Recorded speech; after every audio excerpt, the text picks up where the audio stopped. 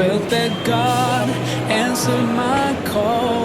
There was that one place I always thought about, and I just wanted to be there with you.